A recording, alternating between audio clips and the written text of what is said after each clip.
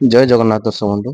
तो दर्शक बंधु आजिकार ये भिडियो आम आपको कहूँ जे जहाँ भी हो स्त्री केवे भी ये पांचटी भूल करने उचित नुह नचेत स्वामी को पोषाइवाई पड़ पाए।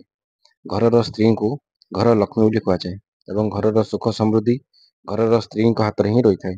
एमती कहुए जे जड़े सफल पुरुष पछरे जड़े स्त्री हाथ रही है। वास्तव में कथाटी सत अटे किंतु ज्योतिष शास्त्र अनुजाई किसी एभली कम रही जहाँ को घर स्त्री माने आदौ करने उचित नुह नचेत घरे स्वामी बर्बाद सहित सुख समृद्धि नष्ट हो पारे। घर स्त्री माने केवे भी झाड़ू को गोईठा मारिबा उचित नुह। जो घर महिला झाड़ू रे गुड़ लगे थाए से ही घरे माता लक्ष्मी केवे भी रुहति नहीं।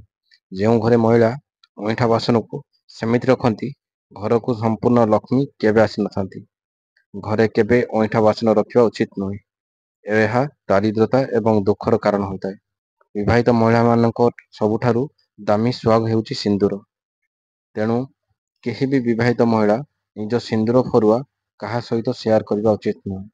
जितेबाला आप सिंदूर लगाउछंती सेतेबाला मुंडरे ओढ़णी दे लगातु। यदि आपण यही भूल करती तेबे आपण स्वामी ऊपर विपद आसीबो। पाउंजी चूड़ी एवं झंटिया यही भली जिनिस महिला माने काहाको देबा उचित नुह। यह व्यतीत निज मथारे बिंदी महिला माने काहाको देबा उचित नुह। यही भूल द्वारा स्वामी स्त्री मध्य दूरता आसी था।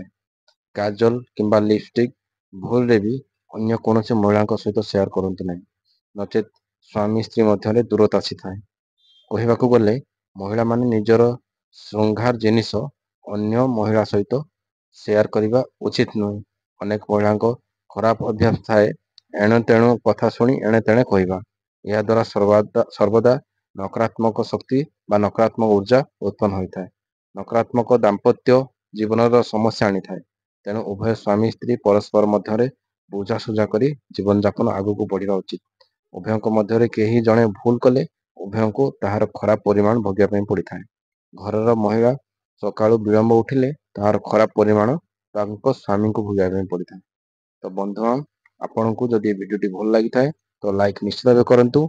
आम चैनल जदि नुआ अच्छा तो सब्सक्राइब कर दिंतु। आपनकर मतामत कमेंट रे निहाती भावे दिंतु। तो पुणी देखा एमती नुआ एक वीडियो नहीं से पर्यटन रोची। जय जगन्नाथ।